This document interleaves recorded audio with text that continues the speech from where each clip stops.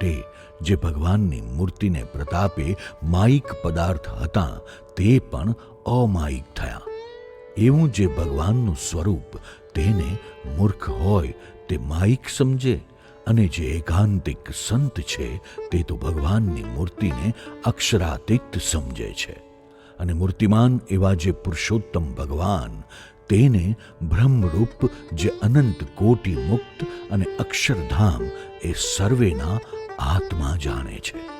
માટે કોઈ ગમે તેવા શાસ્ત્ર વંચાતા હોય અને તેમાં ભગવાનનું નિર્ગુણપણે કરીને પ્રતિપાદન આવે તે ઠેકાણે એમ જાણવું જે એ ભગવાનની મૂર્તિનો મહિમા કયો છે. પણ ભગવાન તો સદા મૂર્તિમાન જ છે. એવી રીતે જે સમજે તેને એકાંતિક ભક્ત કહીએ.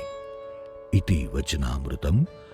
એવી રીતે ગઢડા પ્રથમ પ્રકરણનું 66મું વચનામૃત થયું.